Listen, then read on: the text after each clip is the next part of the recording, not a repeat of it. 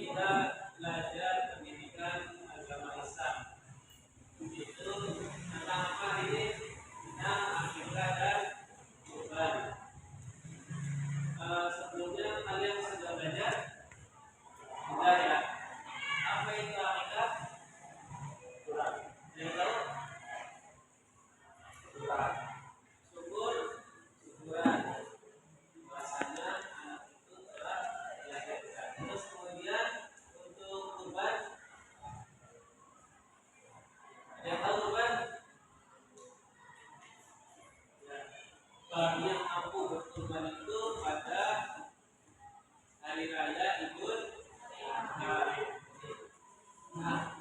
Fitri. Nah,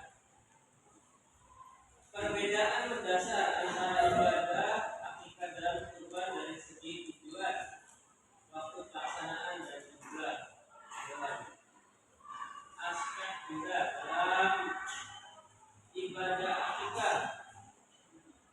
Tujuan mendasar daripada ibadah akikah itu apa?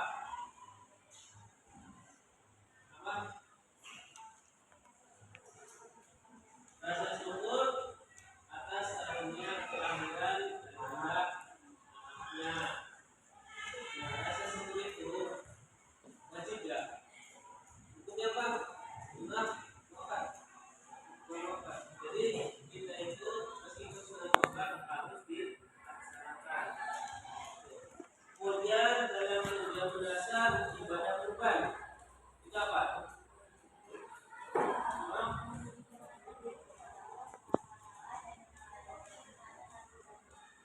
Mendekatkan diri kepada Allah Subhanahu wa taala dan menyelami ketaatan Nabi Ibrahim. Singkat cerita, bahwasanya waktu yang Nabi Ibrahim itu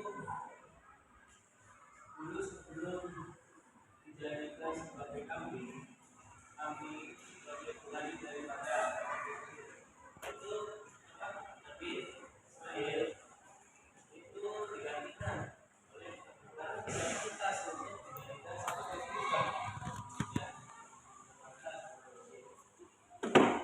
Kemudian waktu pelaksanaan untuk ibadah akikah itu apa? Hari ke-7 setelah kelahiran anaknya. Setelah kelahiran daripada kelahiran anaknya yaitu hari ke-7-nya harus diakikahi. Ada yang pernah melakukan itu akikah dalam 7 hari setelah ingat enggak? 7 hari kalian lahir terus kemudian diakikah. Ada yang ingat kejadian tersebut? Tidak ada. Nanti kalian kembali.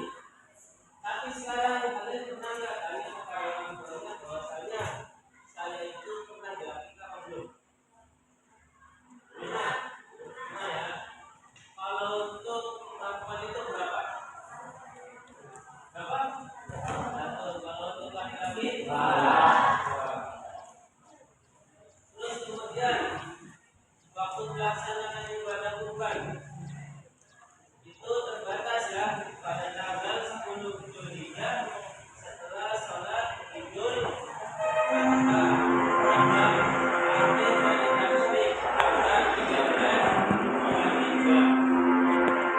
Terus kemudian jumlah hewannya tadi sudah disebutkan hewan itu yaitu anak laki-laki itu disunahkan 2 ekor. Terus kemudian dari perempuan itu 1 ekor. Untuk kurban, ibadah kurban nih dari kurba ya, kurba itu berapa orang? 1 orang. Kalau sapi 7, sapi atau unta ya 7 orang. Oh, di sini itu ya memang betul besar. Terus kemudian apa namanya dalam sunahnya hewan kurban itu dibagikan ketiga. Dalam keadaan daging tersebut sunahnya kan unta. Kalau untuk akikah sunahnya menjadi besar seperti terus kemudian ada catatan tambahan ya, daging disunahkan dibagikan dalam kondisi yang besar. Jadi untuk aneka. Kemudian sunahkan bagi yang berkorban itu dibagi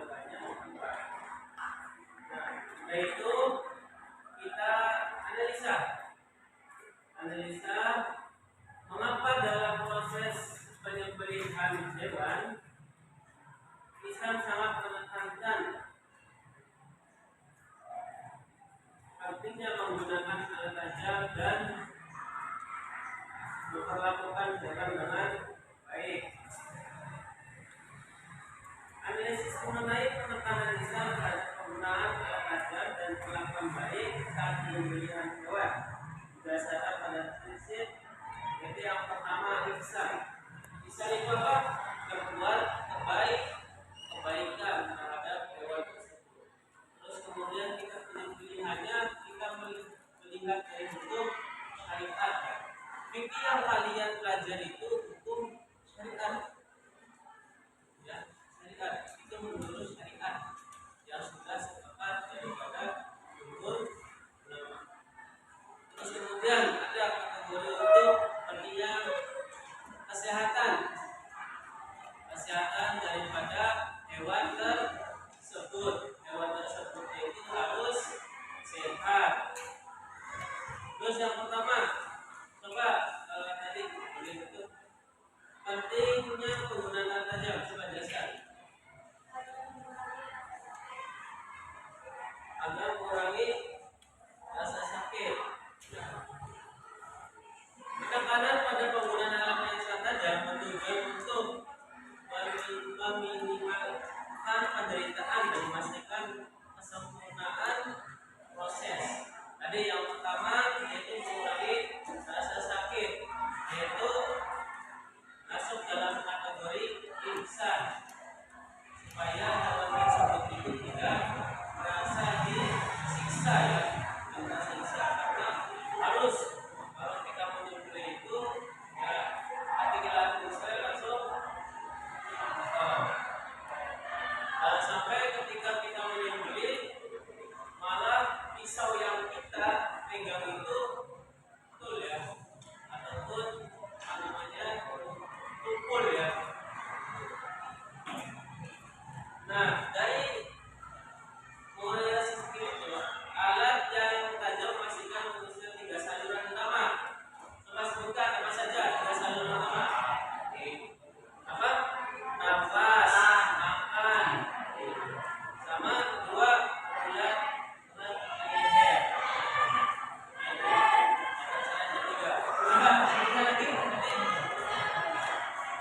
Saluran nafas, saluran makan, dan leher. Terjadi dengan cepat dan tepat.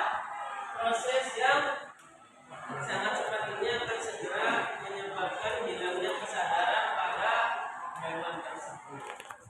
Nah, supaya ketika kita sel langsung putus.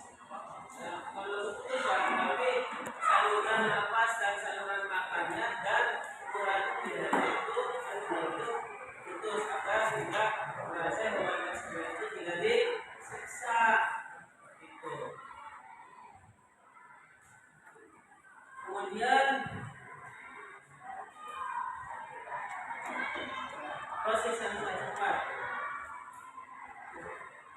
Ini adalah bentuk pelaksanaan daripada hadis Nabi, yaitu dari riwayat Muslim. Itu yang berbunyi sesungguhnya Allah telah mewajibkan berlaku ihsan baik dalam segala hal. Maka jika kamu membunuh, bunuhlah dengan baik, dan jika kamu menyembelih, sembelihlah dengan baik, dan jika kamu menajam, hendaklah kamu menajamkan pisau dan menggunakan pisau itu. Jadi ketika kita menyembelih itu ada caranya, ya. Dan ketika kita menyembelih itu terus langsung sudah. Jadi kita diambil terlebih dahulu dengan secara benar agar supaya yang kita sembelih itu merasa tenang dalam sembelihannya. Terus kemudian yang kedua kan memastikan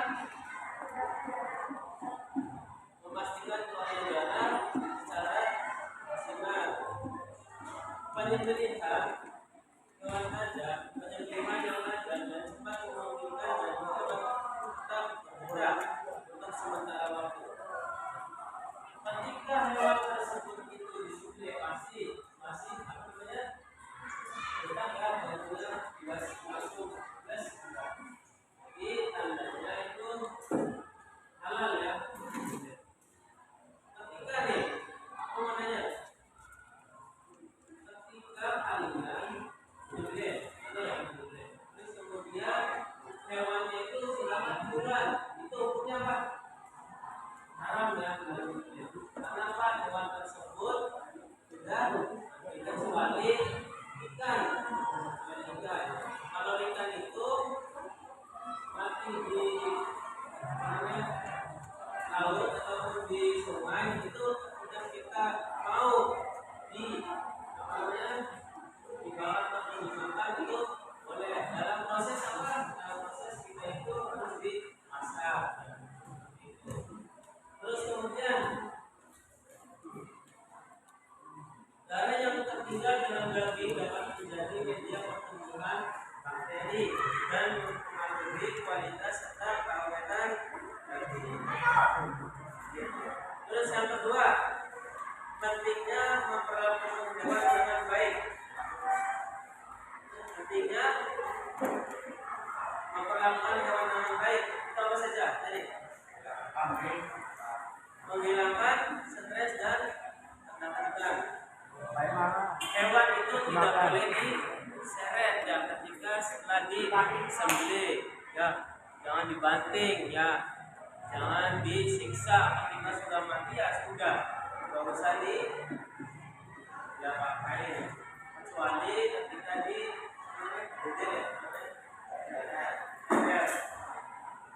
atau dipaksa.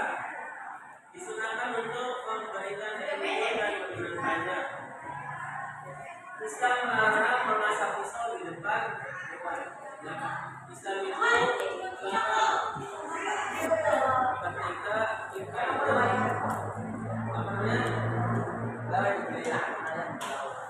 boleh ya, tidak boleh. Biasa dulu sebelum kita mau membeli baru kita. Nah terus kemudian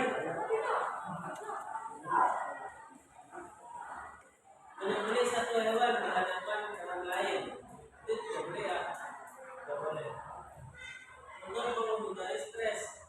Kalau kita menyembelih ayam ya, atau menyembelih kambing, kalau kelihatan hewan yang tidak disembelih itu jadi stres, itu tidak boleh.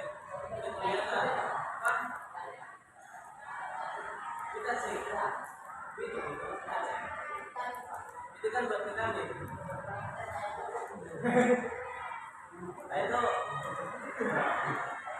kalau kita cek itu kan buat supaya stamina ya, kepala tubuh.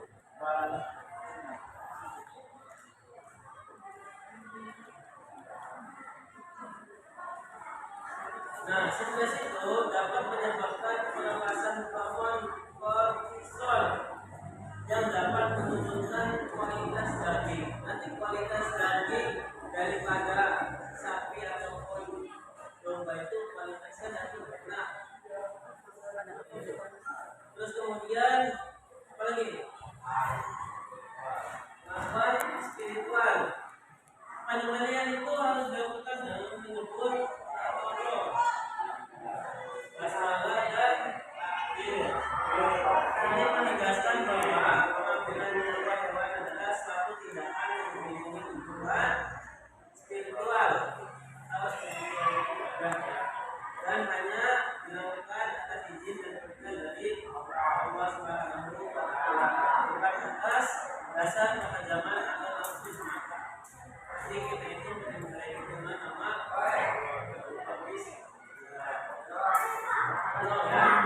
dari situ ada yang dipertanyakan?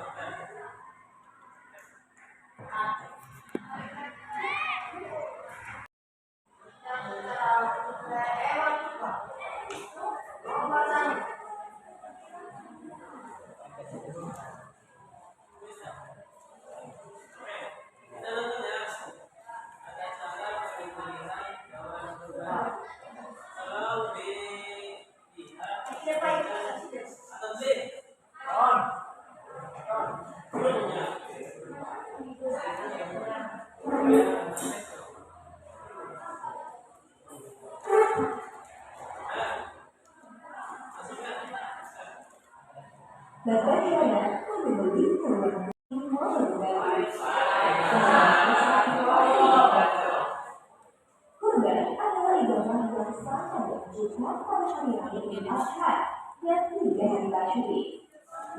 ini menjadi begitu ketaatan dan ketakwaan kepada Allah melalui pemilihan hewan dengan cara yang Allah mengajarkan. Sebelum membeli, pastikan hewan yang akan dikurbankan dalam keadaan sehat, cukup umur, dan tidak memiliki cacat yang jelas. Hewan yang layak adalah hewan yang terbaik dan bisa dilaksanakan sebagai bentuk pengabdian kepada Allah. Mas. Ih, pakai kok. Belum. Không, belum. Ih, pakai kok.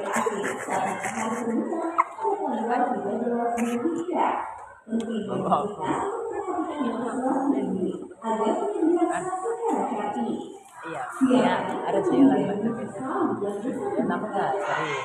Pisau yang tajam akan meningkatkan rasa sakit pada hewan dan mempercepat proses pemulihan, sebagaimana yang diajarkan oleh Rasulullah SAW.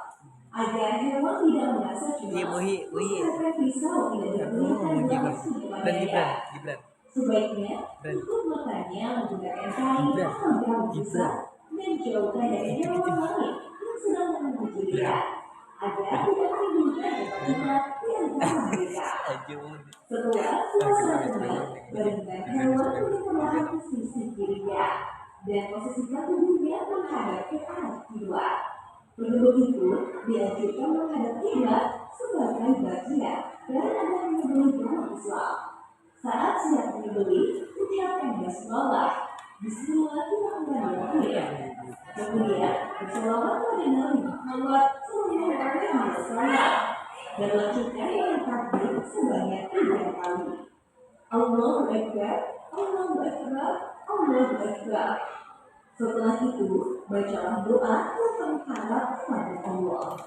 Ya Allah, terimalah doa ini sebagai bentuk mendekatkan diri kepadamu. Dengan penuh keyakinan dan kebutuhan, lakukan pemulihan dengan cara memotong saluran nafas dan saluran makanan secara cepat dan tepat. Tunggu hingga hewan benar-benar mati dan tidak lagi bergerak, sebelum memulai proses pemulihan dan pemotongan bagian tubuh lainnya. Daging kurban sebaiknya dibagikan dalam keadaan mentah, sebagian akan dikonsumsi oleh keluarga yang berkurban, dan sisanya disedekahkan kepada fakir miskin atau orang yang membutuhkan. Semoga kurban yang kita tunaikan diberkati Allah Subhanahu wa Ta'ala dan menjadi amal saleh. Masya Allah. Amin. Wallahu a'lam. Wassalamualaikum warahmatullahi wabarakatuh. Waalaikumsalam warahmatullahi wabarakatuh. Dimas pakai kok. Ipi dong pakai kok. Iya kena. Gibran. Ya Gibran.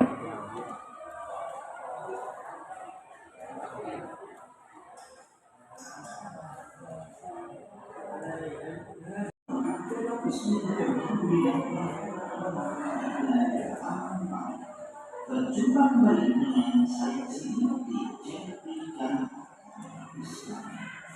Tentunya ini saya akan sedikit mengenai terkait pendidikan agama Islam yang cocok untuk pembelajaran jarak jauh. Sebelum itu, marilah kita awali dengan membaca doa dengan mengucapkan kalimat Bismillahirrahmanirrahim. Tahukah kalian ini hewan apa? Ini adalah hewan atau kambing. Lalu kenapa saya kasih tahu kalian tentang hewan ini? Ya, pada pelajaran kali ini saya akan membahas tentang akikoh. Tentunya adalah hubungan dengan hewan ini. Akikoh secara bahasa adalah mengutus atau mengubahnya. Sedangkan secara syariat artinya makna dari akikoh adalah menyembelih kambing atau domba sebagai tanda syukur kepada Allah Subhanahu wa Ta'ala atas lahirnya anak, baik laki-laki maupun perempuan. Lalu pertanyaannya adalah kapan akikoh itu dilaksanakan? Jawabannya, akikoh itu dilaksanakan pada hari ke-7 sesudah anak itu dilahirkan, atau hari ke-14 atau hari ke-21. Namun Jika pada hari itu akikah tidak bisa dilaksanakan karena suatu keadaan, baik secara ekonomi maupun yang lainnya, akikah itu bisa dilaksanakan kapan saja. Hal ini sesuai hadis Rasulullah SAW yang berbunyi Bismillahirrahmanirrahim. An-Sunnah An-Nabi sallallahu alaihi wasallam qala kullu ghulamin tahan bi'ati qatihi tudbahu anhu yawm as-sabi'i wa yusbahu ra'suhu wa yusawwa rawahu Ibnu Majah. Artinya dari Samuel bahwasanya Nabi Muhammad SAW bersabda, setiap anak itu tergadai dengan akikahnya yang disembelih pada hari 7, dicukurkan kepalanya dan diberi nama Rawahu Ibnu Majah. Yang berikutnya adalah hukum akikah. Hukum akikah di dalam Islam itu adalah sunnah muakkad. Sunnah muakkad artinya apa? Yaitu sunnah yang sangat dianjurkan untuk dilakukan. Jadi berbicara pada yang bisa diambil dari ini. Bentuknya ketentuan hewan untuk akikah. Mayoritas ulama sepakat bahwa hewan yang digunakan untuk akikah adalah kambing atau domba. Laki-laki hewan yang digunakan untuk akikah itu sebanyak 2 ekor kambing atau domba, dan untuk anak perempuan itu 1 ekor kambing atau domba. Jadi di sini tidak ada ketentuan apakah berjenis kelamin betina ataupun jantan. Adapun yang menjadi syarat atau domba yang digunakan untuk akikah yaitu sebagai berikut. Yang pertama, kambing atau domba itu harus dalam keadaan sehat, tidak kurus dan tidak cacat. Yang kedua, kambing atau domba itu sudah berumur 1 tahun lebih atau sudah pernah berganti gigi. Oke, setelah kita mempelajari tentang ketentuan hewan akikah, yang selanjutnya adalah cara membagikan daging akikah. Cara membagikan daging akikah itu tidak sama dengan pembagian daging kurban. Dalam pembagian daging akikah itu diberikan dalam kondisi sudah dimasak. Orang tua anak boleh memakannya dan sebagian dibagikan kepada sahabat-sahabatnya dan sebagian lagi disedekahkan kepada kaum muslim atau boleh juga mengundang kerabat dan tetangga untuk menyantapnya, serta boleh juga disedekahkan semuanya. Selanjutnya, pembahasan yang terakhir dari pertemuan kali ini adalah hikmah pelaksanaan akikah. Ada banyak hikmah yang dapat kita ambil dari pelaksanaan akikah. Di antaranya yang pertama yaitu menghidupkan sunnah. Yang kedua, membebaskan anak dari ketergadaian. Yang ketiga, ibadah akikah mengandung unsur perlindungan dari setan yang dapat mengganggu anak yang terlahir. Yang selanjutnya, dengan ridho dan pertolongan Allah Subhanahu wa Ta'ala, akikah dapat menghindarkan anak dari musibah, keburukan moral dan penderitaan. Akikah merupakan bentuk takarrub, pendekatan diri kepada Allah Subhanahu wa Ta'ala, sekaligus sebagai wujud rasa syukur atas karunia yang dianugerahkan Allah Subhanahu wa Ta'ala dengan lahirnya sang anak. Yang terakhir adalah akikah sebagai sarana menampakkan rasa gembira dalam melaksanakan syariat Islam, serta memperkuat tali silaturahim di antara anggota masyarakat. Itulah tadi beberapa hikmah yang dapat kita ambil dari materi akikah, dan semoga kita nanti dapat melaksanakan akikah bagi yang belum akikah. Amin amin ya rabbal alamin. Bagaimana? Apakah kalian semua sudah paham tentang materi akikah yang saya sampaikan pada pertemuan kali ini? Jika belum paham, silakan kamu boleh bertanya ataupun memberikan pendapat. Dan apabila ada kurang lebihnya dalam saya menjelaskan materi tentang record, saya mohon maaf yang sebesar-besarnya.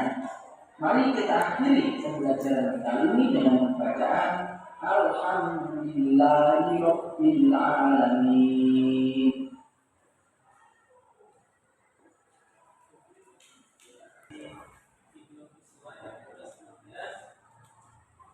Sekarang buat kelompok. Satu kelompok 5 orang. Kalau 5 orang mas enggak? Mas. Gimana? Lagi 5. Jadi satu mereka ini dua di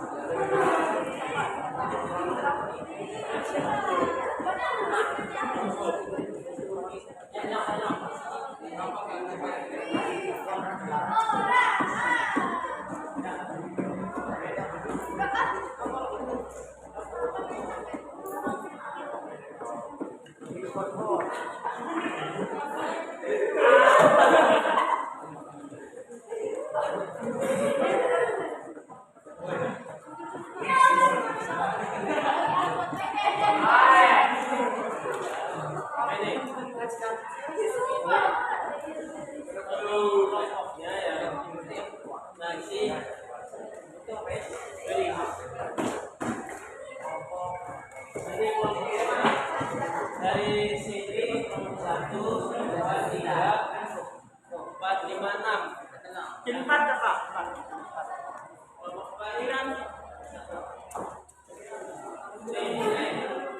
Kelompok 1 itu coba sebutkan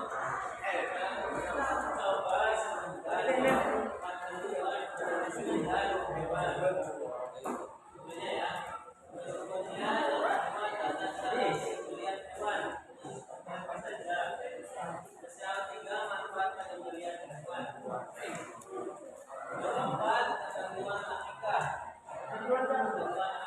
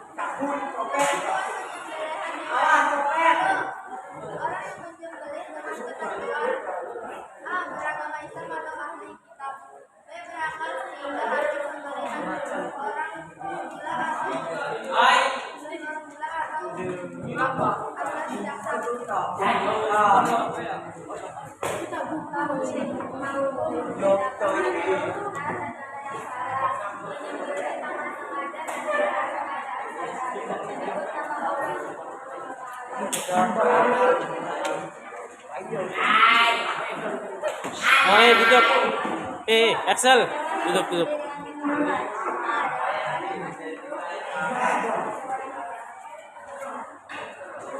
Apa lagi?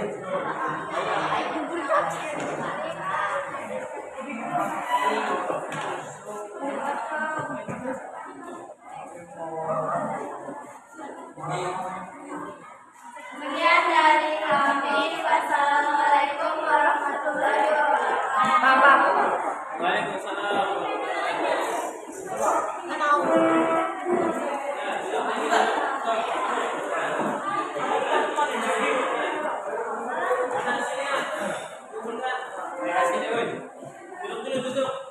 yang sudah dipresentasikan nah ini.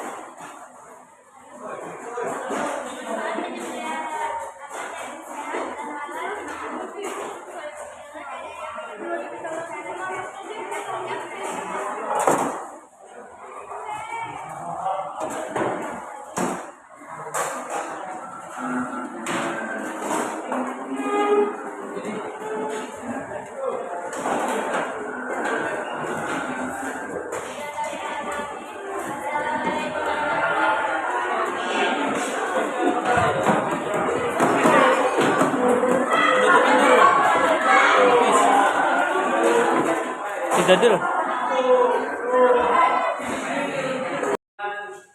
Ini yang pada hari ini yaitu terkait dengan akad dan kurban. Itu semuanya hukumnya sunnah muakkadah. Jadi untuk akikah sendiri itu diwajibkan kepada anak yang sudah mampu, yaitu akikah pada hari ke-7 kelahiran daripada anak ke-7. Terus kemudian dilaksanakannya ya. Kemudian kurban itu dilaksanakannya pada hari raya Idul Adha. Dari tanggal 10 Zulhijjah sampai 13 Zulhijjah. Itu ya batas waktunya. Kurban itu bagi orang yang mampu. Kalau sudah mampu ya berkurban. Karena kurban itu dalam Islam